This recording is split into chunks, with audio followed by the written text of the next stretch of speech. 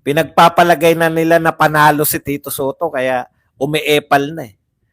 Threat siya kay kay Chis Escudero. Eh kung ang gusto ng mga amo eh ngayon na, ngayong Marso na. Eh si Chis Escudero ang pahayag ni Chis Escudero, tandaan nyo after ng SONA, doon siya magsisimula ng impeachment. After ng SONA, ibig sabihin sa 20th Congress na. Eh ano ngayon ang sabi ni Tito Soto? Ang sabi ni Tito Soto, pwede naman daw sa 19th Congress simulan yung impeachment. Walang kaabog-abog, bigla nagsalita si Tito Soto ng gano'n. Ano ibig sabihin yan? Threat si Tito Soto. Pag hindi mo sinunod yung amo mo, Keso, pag ang gusto ng amo mo, ngayon na, simulan yung impeachment, at saka kinakailangan nilang madaliin. Bakit? Baka magpasya yung Supreme Court, sabihin ng Supreme Court na unconstitutional yung 4th impeachment complaint. Yari sila. Next year na uli sila. Eh at least kung makapagsimula yung impeachment court, putya mangingimi na yung yung Korte Suprema na makialam kasi nagsimula na eh. Ang alam ko wala nang makakapigil sa impeachment court pag nagsimula na sila. Kaya yan po yung binabagtas ng utak ngayon. Ngayon, mawawalan na ng talagang wala ka isang salita. Chis Escudero, pag nangyari yan na sumunod ka. Ang sabi kasi ni Chis Escudero ngayon, no? Sabi niya, imi-meeting niya yung mga senador para pag-usapan nila yung question ni Minority Floor Leader Coco Pimentel. Yan yung sinasabi natin na nag-iisip-isip na si nang bumaliktad. Pero nakailang press con ka na ang tapang mo. Dapat pangatawanan mo na yan. Pag hindi mo pinangatawanan yan, alam na namin yung naganap. Ngayon, ang tanong, Badong, kung ano ba ang maging pasya ng Supreme Court, ano mangyayari sa team ni BP Sara? Handa na po yung team ni BP Sara. Matagal na po nilang napag-aralan yung depensa. Nariyan na naman yan eh. Yung reklamo nila, hindi na po pwedeng dagdagan yun eh. Yan na yun eh. Di ba? More or less, alam na nila yung depensa nila dyan. Kaya po, ang sarap bumili ng popcorn. Mas masarap siguro kung mas maganda, makakanood tayo doon, no? Kaya lang ang problema, pwede ba kayang mag-ano ron? Pwede kayang ngayon, pwede pa yung mag-TRO. Pero pag once na sinimulan na yan, wala nang pakailam dyan. Di na po pwedeng pigilan yan. Ngayon, yung mga nagsasabi po na si BP Sara ay nagbago. Nang una, wini-welcome niya. Welcome naman niya impeachment eh. Kasalanan ba ni BP Sara na kayo ang palpak? Kasalanan ba, legal na usapin to. Kasalanan ba ni BP Sara na yung palpak yung pagsasalang nyo ng impeachment? Na hindi nyo na-recognize yung first to third?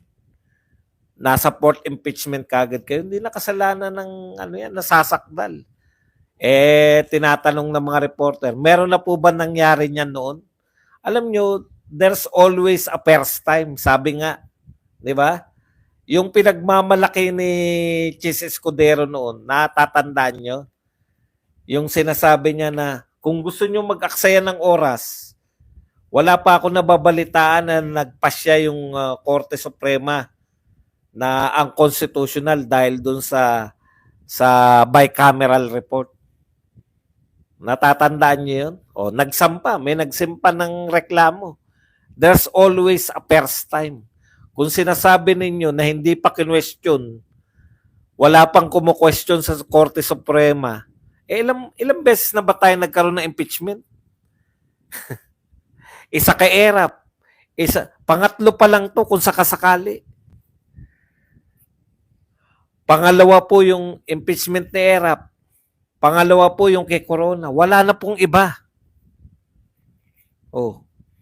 Tapos sasabihin nyo yung history. Anong history ng dalawa pa lang? Hindi pa po yan. Wala pa po tayong karanasan gaano. Kaya po dito, hindi po kasalanan kasi kinakatwiran nila. Bakit si Erap hindi nag-question sa ano?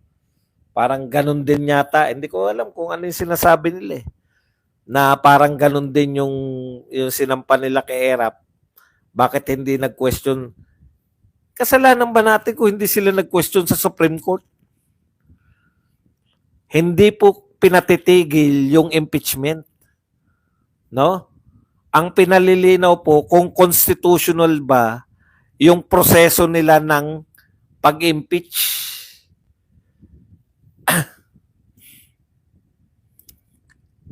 Yung impeachment po mismo, kung yung proseso po na impeachment, kung constitutional ba o hindi. Kasi nakalagay sa Constitution yun eh. Oh. Ang constitutional ba? Kaya po yan, lahat po ng usapin, kung yan ba'y constitutional or unconstitutional, sakop po yan ng Supreme Court. Di naman sasabihin na ipatigil eh. O, ngayon Badong, ano mangyayari pagka ano? Ano mangyayari kung sinabi ng Supreme Court na unconstitutional? Di, next year na uli sila magpapile dahil palpak to. Hindi po pwedeng, ay ano pala eh, ang constitutional, yun na lang una, ibalik na lang namin. Hindi po pwede yung ganun. Once lang sa loob ng isang taon. Yan na yun eh. Sinalang na nila eh. Naproseso na yan eh. Ano yan? Unli? Hindi po pwedeng unli. By that time, bago na yung composition ng lahat. By that time, ano na si Marcos? Lame duck president na. After ng 2025 election, lame duck na yan eh. Unti-unti na yan. Pag hindi po nila natanggal sa pwesto si BP Sara, unti-unti na yan. Papunta na lahat. Kaya yung mga payo ni Enrile tsaka nito ni Gadon, advisor kayo ng Pangulo ng Pilipinas ngayon. Ang Pangulo ng Pilipinas kalaban ni BP Sara. Ang makikinabang nitong impeachment ni BP Sara si Martin Romualdez. Bakit kayo masusunod pa rin? Kayo na nga nag-impeach kay BP Sara. Gusto nyo kayo pa rin masunod? Matalinong tao yan si Enrile. Alam niya na hindi, kung istrikto sa batas, kung marurunong sa batas, yun ang problema natin. Kung marurunong sa batas yung mga mananalo, potya, kung mananalo sila Budots, Leto Lapid, Manny Pacquiao, Tito Soto, oohan lang lahat ng amo nila yan.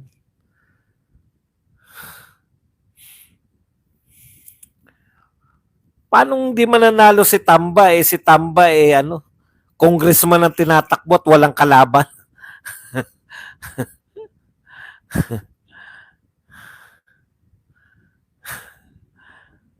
Mananalo siya ang congressman. Walang kalaban eh. Ano sabi ni Rowena Guanzon? 3 ang kalaban. Pinadisqualify lahat. Ibang uri. Tapos si BP Sara ang duwag. Okay. Para naman po sa mga fans,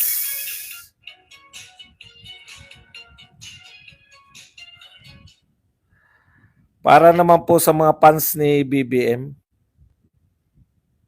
eto po, kala nyo walang proyekto dito natin tatapusin.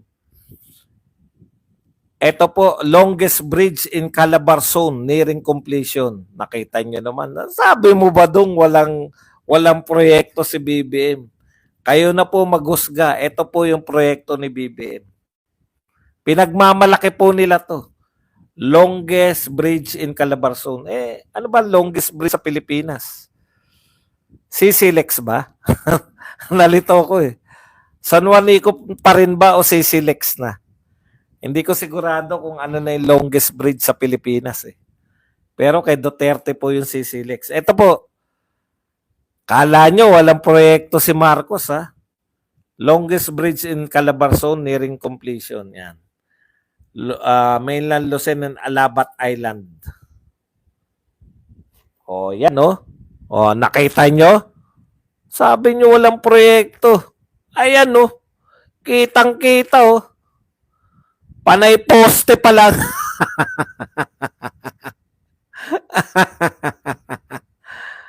Buti sana kung may nakikita pa kayong gumagawa, may gumagawa pa ba? Para wala na, di ba? Wala nang budget.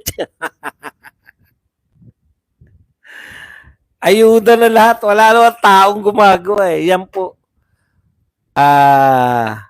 Ayun nga, sisilex yung si Bumaktan, di ba? Yan po. Poste pa lang po. Sa kawalan po na may pagmamalaki. Poste pa lang, pinagmamalaki na. Okay lang sana kung yung poste may nakikita kayong gumagawa. Eh, oh. Tingnan nyo po kung may gumagawa. Tenggang-tengga na. Oh. Paano matatapos siya? Wala naman tayong nakikitang gumagawa. Ayan po mga pinagmamalaki. Ganyan po. Oh, asan dyan ang mga taong gumagawa? Oh, paano may gagawin? Wala nang pondo.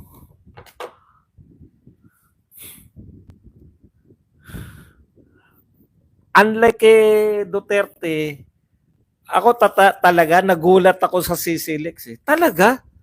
Sinimulan ni Duterte, natapos ni Duterte.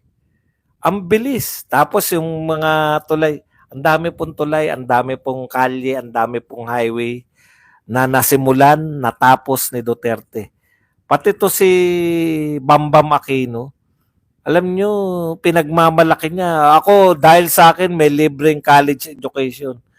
Alam nyo, hindi sa'yo yan. Kung hindi yan binadgetan, yun po yun eh. No? Ang importante po, pati mga airport. Hindi nga po natin eh, pag tayo po nagsabi ng mga nagawa ni Duterte, wala po talaga tayong, hindi po matatapos.